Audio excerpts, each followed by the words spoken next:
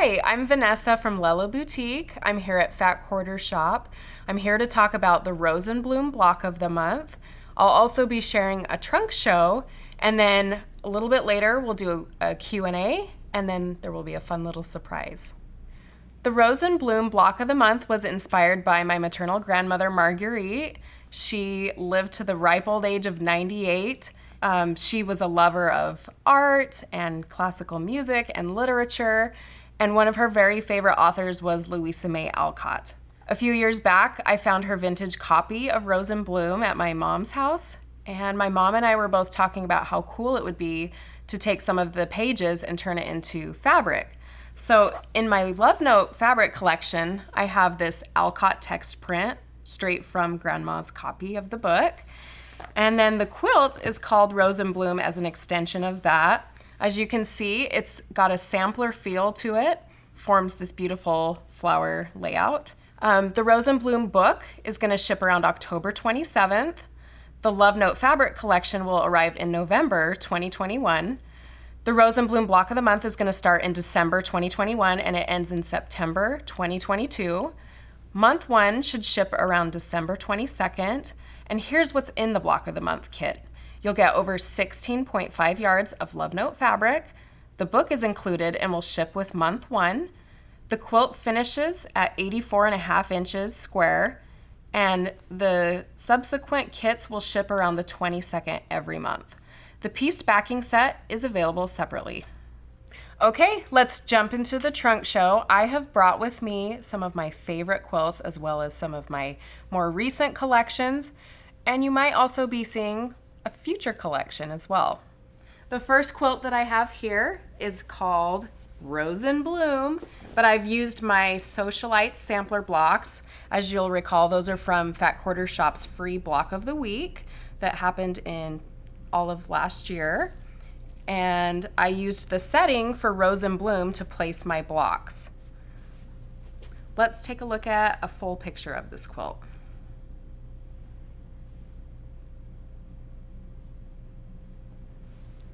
For the backing, I used an old piece of Harvest Road background fabric that I had in my collection. And then for the binding, I used this holly sprig print from the Christmas Morning collection.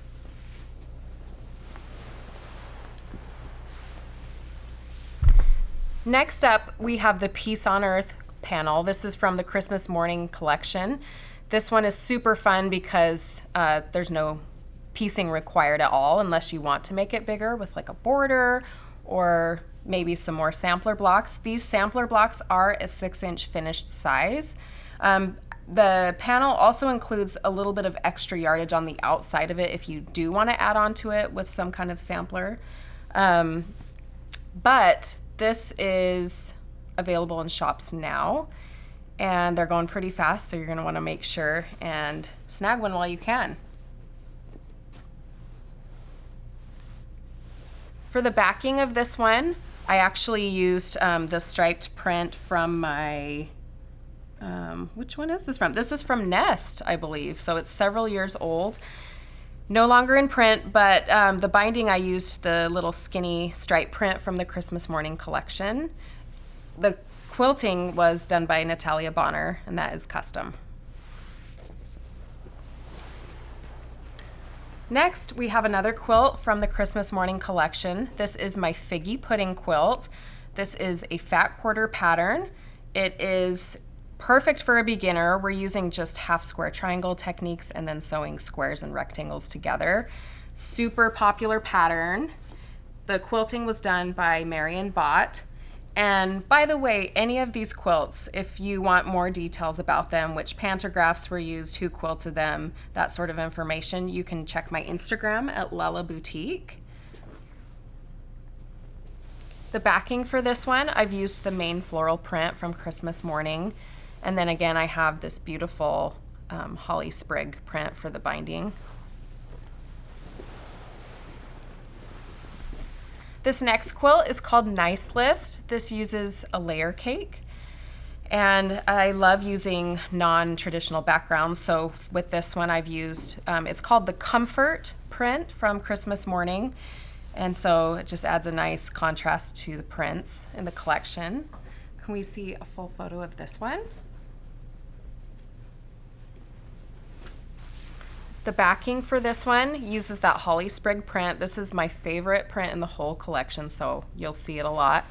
And then for the binding, I actually used this text print that is in the collection.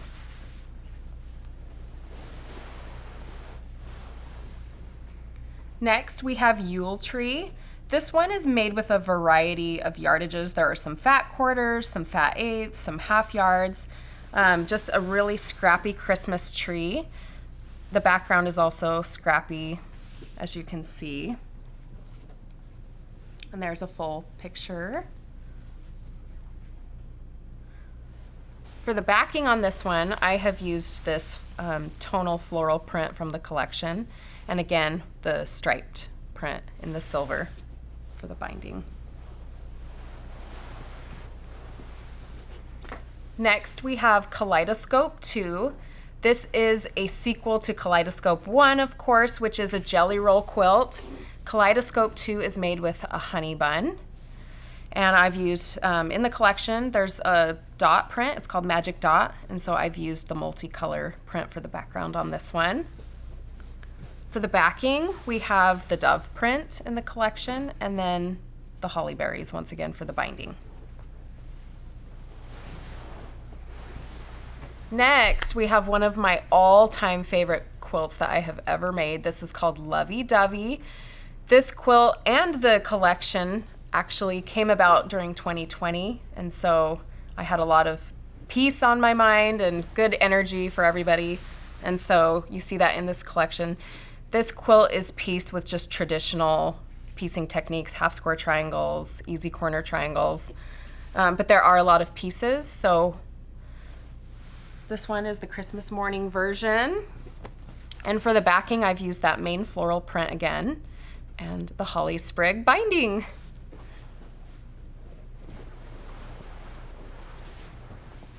Which brings me to the original Lovey Dovey quilt. This pattern debuted with the Love Note fabric collection, and it's just as sweet in Christmas as it is in these colors as well.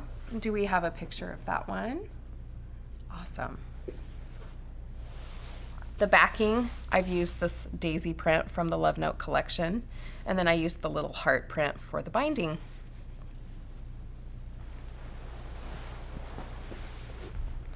Next, we have Tulip Shop. If I remember correctly, this is a fat eighth quilt, and then you pick your favorite accent print for the background.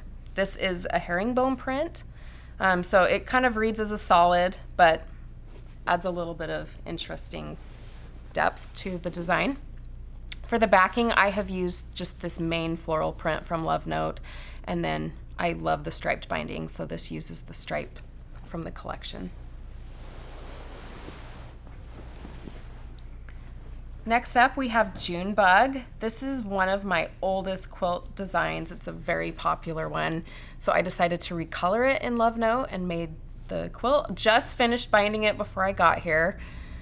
So that one is pretty fun. You can use layer cake, you can use fat quarters, you could use a few charm packs as well if you wanted to adapt those, but you would need 3 of the same collection. For the backing, I have used the daisy print. You can tell what my favorites are with almost every collection because you see them a lot. Once again, we have the striped binding. And now we're going to move on to the Smoke and Rust collection. This one is a newer collection. It's been out in shops for quite a while now, so it's going to be a little bit harder to find yardage of. This quilt is called Fracture, and this is a fat eighth quilt.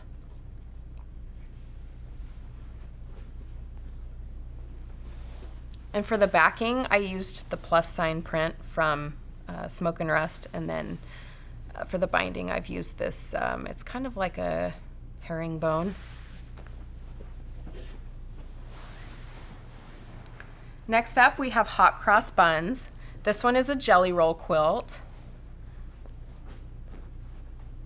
And do we have a full picture? That's perfect. This is also one of my older patterns that's been remade a million different ways, but Smoke and Rust is by far my favorite version of it. This collection in general is really great for the men in your life. I found that there weren't very many collections that I wanted to use for like my son or my dad, so that's kind of where this collection came from. For the backing, I've used just this main Mountain Speak print, and then the binding I used this print. I'm trying to think of the name at the moment. It's escaping me, but it's also from the Smoke and Rust collection. Next, we have Mountainside. This quilt has lived in my heart for such a long time. I grew up in the mountains and I live near Zion National Park, so this is just one of my all-time favorite quilts. It's in the Smoke and Rust collection as well. And then for the backing, I had some grunge. I think this is the Gray Couture color. I don't know the exact SKU, but Gray Couture, and then the binding, I used that plus sign print. And then this is my tester quilt for Mountainside, and for this one I used a mix of persimmon and cider from Basic Gray. The top print, I don't know if you can see it. Do we have a picture of this one? Perfect. The sky area above the mountains uses a text print from Allison Glass, and then the bottom is grunge that coordinates with the collection. And for the back on this one, I actually used the Moda Snuggle, so it's super, super soft. And then the binding I used, this is actually a Harvest Road print.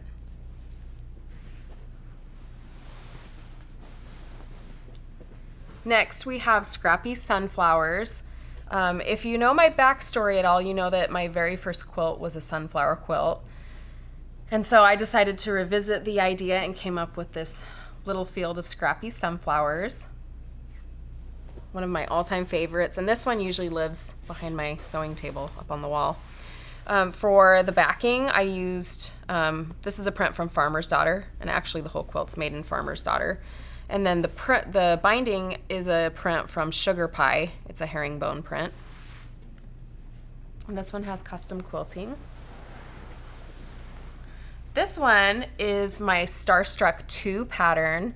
This one has a lot smaller block than the original, and I thought it would be super fun to make a patriotic version, so I used a bunch of red and navy prints from Bonnie and Camille.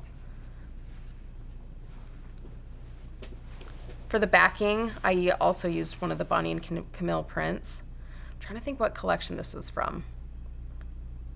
Totally blanking on it, but the stripe print is from my Little Tree Christmas collection. Next up, we have Holland. This is an older quilt pattern. This was in my garden variety collection. You could make it with, I'm trying to remember. I know there's like a colorful version where you can use, I want to say fat quarters. Oh, let me check here. Yeah, you can make it with fat quarters, or you can make a tonal version like I did here. This one, again, has the Moda Snuggle on the back. This one was for my daughter, so we wanted to make it extra snuggly. And then the binding print is this little flower print, also from Garden Variety.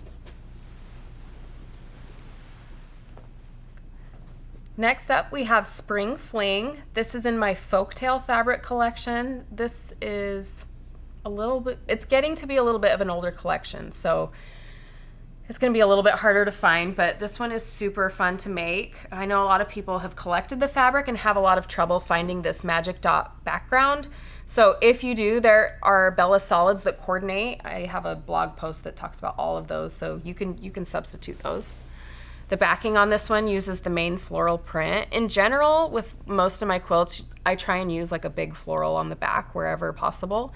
And then the binding, I have this little dainty print from the collection.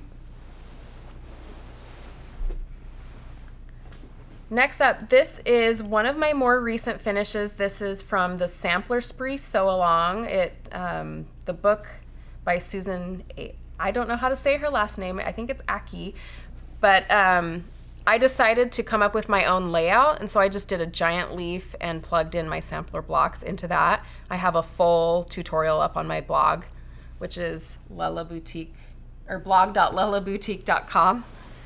For the backing on this one, I actually pieced a few different things. They're basically Harvest Road prints that I had left in my stash. And I just sewed those together, and then I have a grunge print for the binding. And now I get to show you some brand new quilts. This first quilt is called Gather. It's just a very simple basket block. It uses curved piecing. If you've never done curved piecing before, no worries. There are very detailed diagrams in the pattern. So even if you're new to it, I'm confident you're going to be able to pick it up. It's so much fun if you've never tried it. And then the rest of the basket just uses some traditional piecing, easy corner triangles. But this is in my flower pot collection, which is starting to show now, and that will ship in the spring of 2022. You can use a layer cake for the basket fill areas, and then you'll use yardage for all of the basket prints. On the backing, I've used this Queen Anne's lace print, and then I have a little climbing vine print that I've used. It kind of looks like a stripe. Next up, we have Gingham Style. This one is just a fun, different take on a leaf quilt. It's got the gingham centers. This one is made with fat quarters, and then a little extra yardage for some of the, like this accent part of the leaf block. Again, it's in the flower pot collection, so you'll want to watch for that in the spring. The backing is the main floral print, and then I used this little dainty toss for the binding. This last quilt is called Flourish. It can be made with fat eighths or fat quarters, just depending on how scrappy you want the quilt to be. The fat eighths or the fat quarters are going to go towards all the floral, all the flowers, and then you'll pick a print for the leaves. The fun thing about this quilt is there are a lot of flower quilts out there, and I wanted to design something that was completely different, and so I wanted to create kind of a climbing flower effect. So that is the cream version.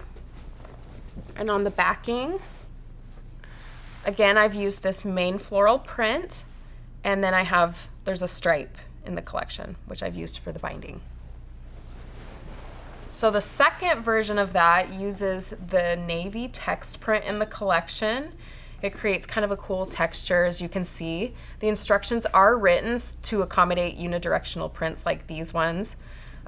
So you can see that how they all face right. So for the backing of that one, I have used the navy floral print, and then the striped binding again. I hope you enjoyed the trunk show. We're gonna take a short break, and then we're gonna come back for a Q&A.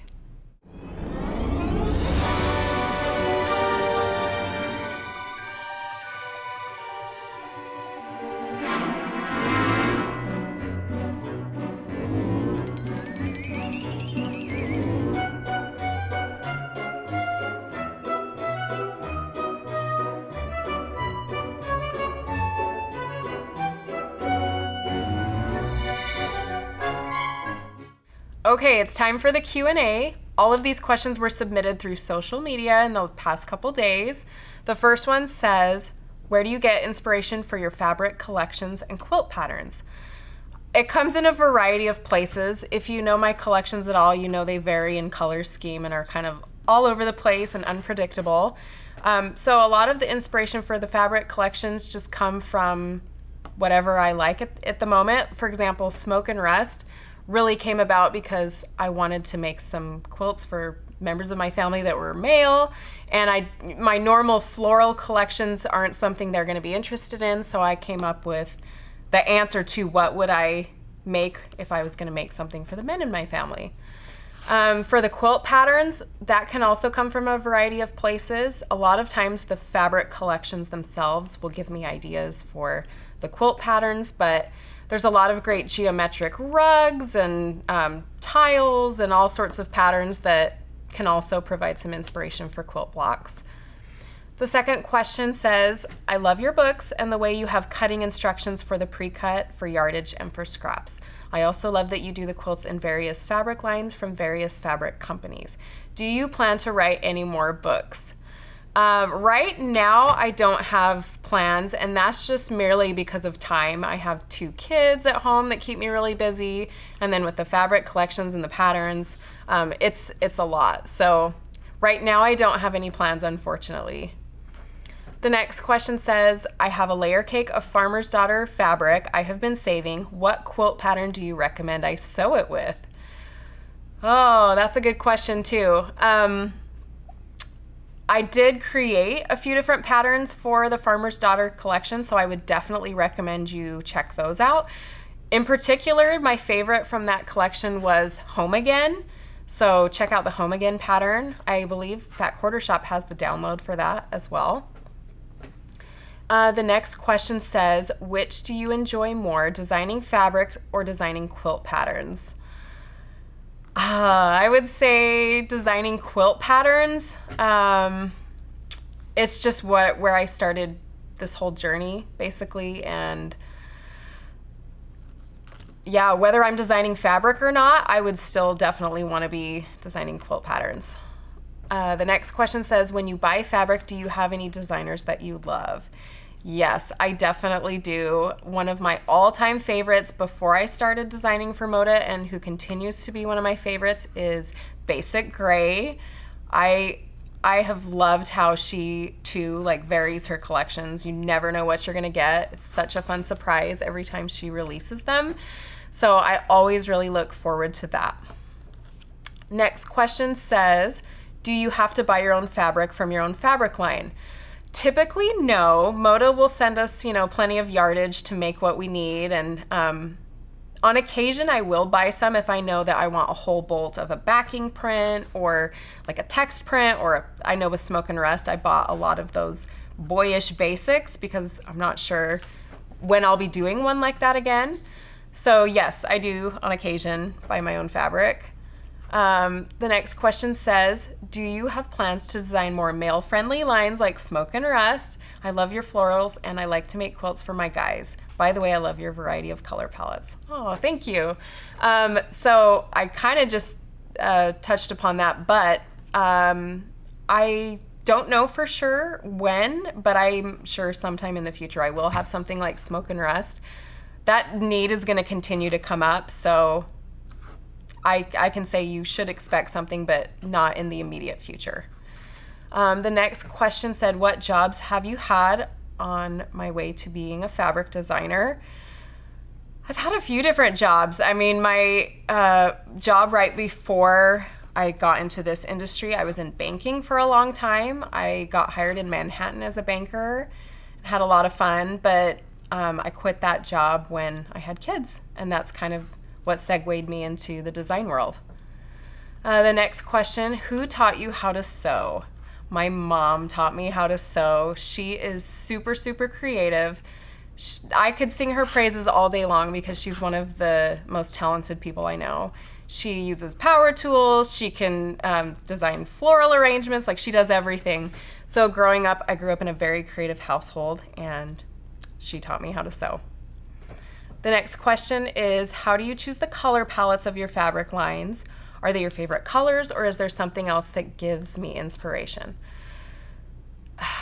They all vary. Sometimes it's something that I'm imagining, what would I want to decorate my daughter's room with? Or what do I want for me? Or, sometimes it's a Christmas collection and maybe I want something just more classic. It really just depends on what my mood is and what I like to decorate with a lot of the times. And then the last question, it's from Vanessa Goertzen, my fellow Moda designer. She said, how is she so cool? Did you go to school for it, or is it just a natural talent? Asking for a friend. So sweet. Thanks, Vanessa. And I think that wraps it up for the Q&A portion. Hope you enjoyed that. Now for the fun, we're gonna do a little giveaway of autographed quilt patterns. You can get all of those details in the description box below. That's it for me. So I hope you enjoyed my trunk show. Keep an eye out for my upcoming flower pot collection coming out soon, and be sure to catch more of my videos on the Fat Quarter Shop YouTube.